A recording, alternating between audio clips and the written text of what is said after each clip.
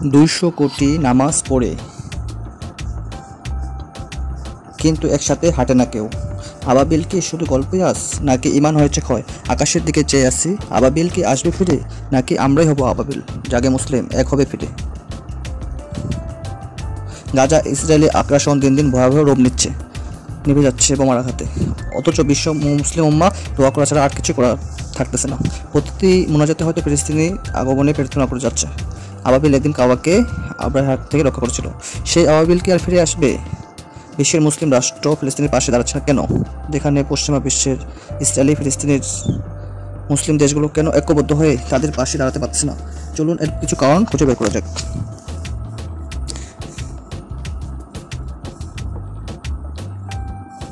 মুসলিম দেশগুলোর ঐক্যবদ্ধ হতে সবচেয়ে বড় বাধা সৌদি আরব, সংযুক্ত আরব আমিরাত, পাকিস্তান। সব দেশের নিদর্শনগুলো স্বার্থ রয়েছে। অনেক দেশে ইতিমধ্যে ইসরায়েলের সঙ্গে কর্তৃপক্ষ করেছে। জর্ডান, মরক্কো, বাহরাইন, আমিরাত। মুসলিম বিশ্বে শিয়া সুন্নি বিদ্বেষণ রয়েছে। এর চেয়ে ইরাক আর অন্যতম প্রধান উদাহরণ। মুসলিম বিশ্বের মধ্যে কিছু দেশ বেসামরিকভাবে শক্তিশালী হলেও সম্মিলিতভাবে যুদ্ধ করা খুব কঠিন। ইসরায়েলি সেনাবাহিনী সবথেকে উন্নত বাহিনী। এর শক্তিশালী আকাশপথে রক্ষা করা ধারণা করা হয়। ইসরায়েলি বাহিনীর হাতে 400টির মতো বোমা রয়েছে। এদের বড় বড় অস্ত্র রয়েছে, যা বিপর্যয়কর হবে, যা অন্য দেশের মধ্যে নেই সেরকমভাবে। অপরদিকে মুসলিম দিকের মধ্যে পাকিস্তানের পরমাণু অস্ত্র রয়েছে। সেটি ইসরায়েলের যুদ্ধে ব্যবহার করা হবে কিনা সেটা নিশ্চিত না, এই জন্য চাপে রাখতে ব্যস্ত। পারমাণবিক অস্ত্র রয়েছে ধারণা করা হলেও সেটিও নিশ্চিত নয়। যুদ্ধে জড়ালে ইসরায়েল পশ্চিমা বিশ্বের সমর্থন হবে। ইসরায়েলের পিছনে রয়েছে যুক্তরাষ্ট্র অস্ত্র নয়, সামরিক সহায়তা দিতে পারে। মুসলিম দেশগুলোর বিরুদ্ধে অর্থনৈতিক নিষেধাজ্ঞা, সাময়িক প্রতিরোধা গড়ে তোলা প্রবণ। অন্যদিকে পশ্চিমা দেশগুলি পশ্চিমা মুসলিম দেশের প্রতি নির্ভরশীল। ইসরায়েলের সাথে বাণিজ্যিক সম্পর্ক গড়ে তুলেছে। এসব দেশের অর্থনীতি মারাত্মকভাবে ক্ষতি হতে পারে। ঐক্যবদ্ধ হয়ে ফিলিস্তিনের পাশে দাঁড়াতে পারছে না। কিন্তু মুসলিম জাতির ঐক্যবদ্ধ হওয়া ছাড়া কোনো উপায় নেই। সবাইকে একত্রিত হয়ে এটা আমরা সমাধান করতে পারবে, তাহলে সমাপ্তি ঘটবে। মুসলিমরা এক হলে তাদেরকে কেউ পরাজিত করতে পারবে না। হুমায়ুন খলিফাতুল উসমানী সম্পদের যুগে এটা হয়েছিল। দেখুন অ্যাম্বুলেন্সে করে কতগুলো লাশ নিয়ে আসতেছে, এখানে মৃত্যু হচ্ছেই কন্টিনিউ। গাজার পবিত্র রমজান মাসে সেহরি খাওয়ার সময় এরকম বিধ্বংসী হামলা ঘটছে। দেখুন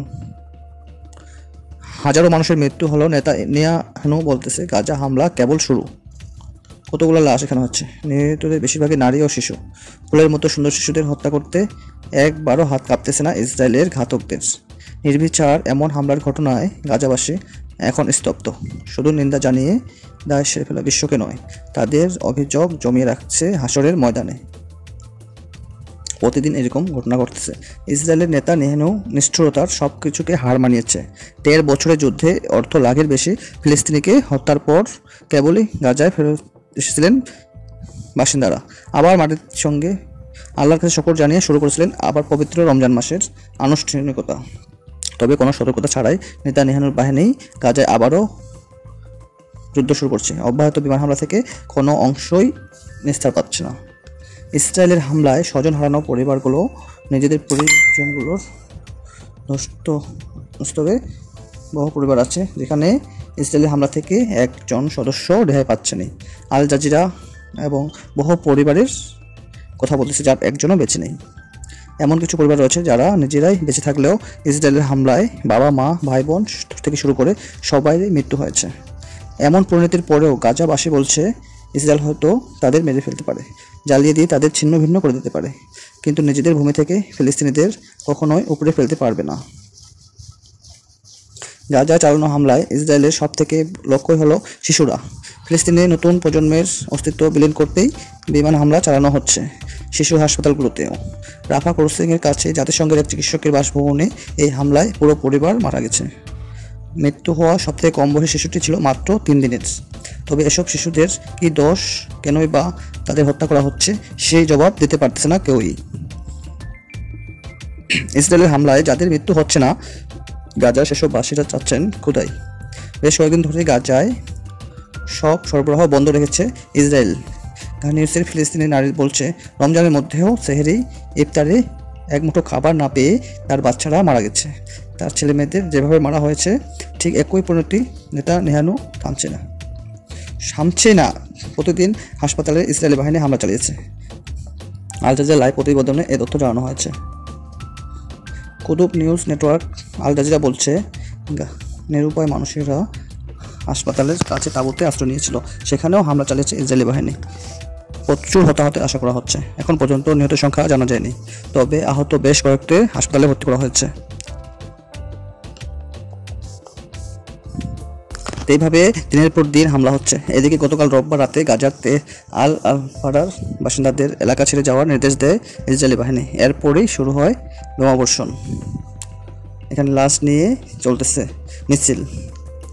সাংবাদিক সহ বেশ কয়েকজন নিহত হয়েছেন। এর আগের দিন ইসরায়েলি হামলায় গাজা জুড়ে প্রায় 50 জন ফিলিস্তিনি নিহত হয়েছেন।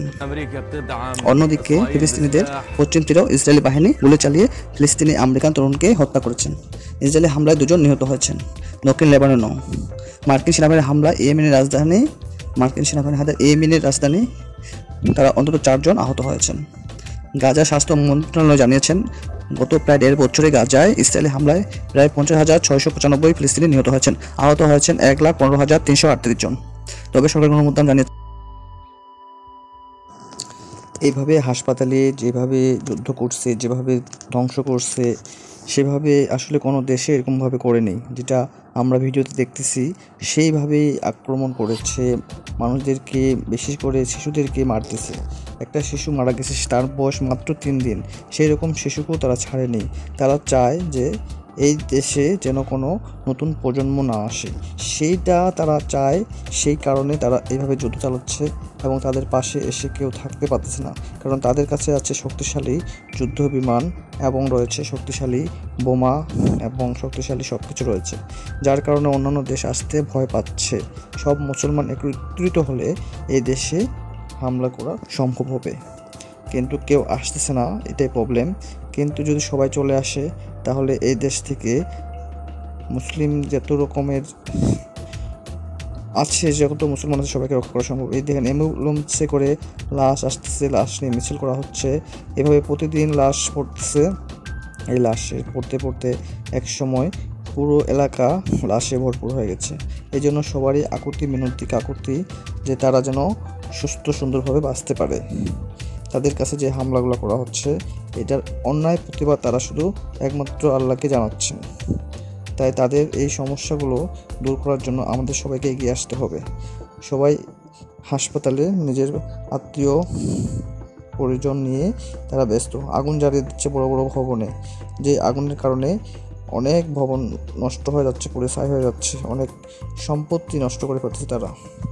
এভাবেই কবে শেষ হবে সেই যুদ্ধ?